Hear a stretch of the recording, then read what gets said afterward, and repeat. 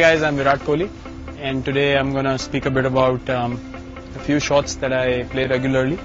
Firstly, the cover drive, playing along the ground, on the up, inside out, plus the on drive and the flick as well. These are the shots that I really like to play, so I just want to speak a bit about that.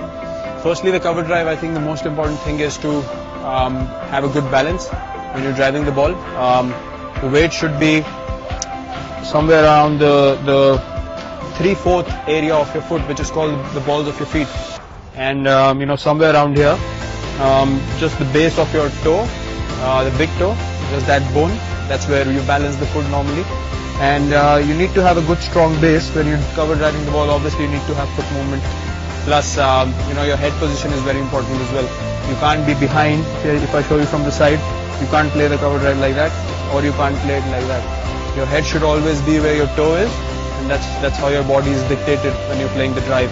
And that's where you connect the ball close to your body and close to your head, and that's where it stays in control. So there are a few ways of playing it.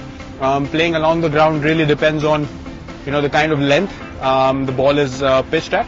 So mostly when you play the drive along the ground, it will mostly be in the area very close to your foot, or maybe just where you stand in your stance, just where the foot is. So you need to adjust accordingly. If it's just in the half volley area, you need to take the foot towards the ball as you put your stride in.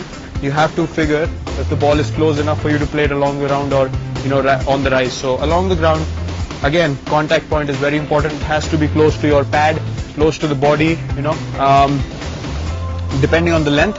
If it's above your toe or ahead of your toe, then obviously you have to play along with your pad and make sure the follow through is such that the ball bounces right in front of you first.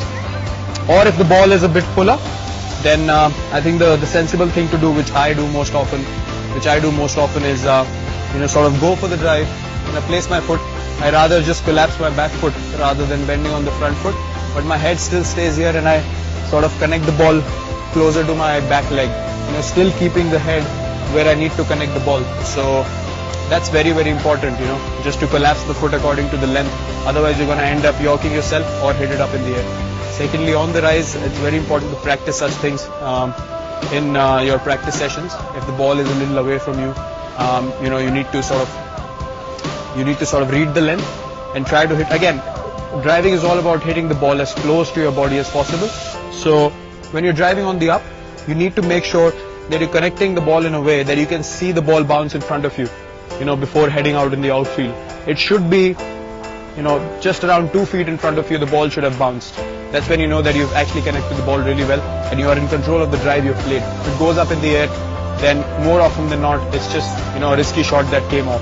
It's never in that much control. So I think those are the most important things when it comes to driving the ball.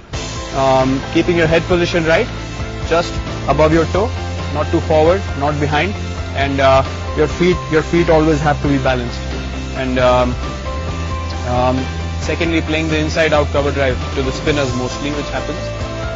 The key is to get outside of the ball and not cramp yourself. So you need to give yourself a bit more room when you're playing the inside out drive, and you actually need to read the length of the ball and the line of the ball when it comes out of the bowler's hand. So the decision making in that is pretty quick, and you need to give yourself enough room for the bat from here to go there and then come with the follow through, hitting past the inside out drives.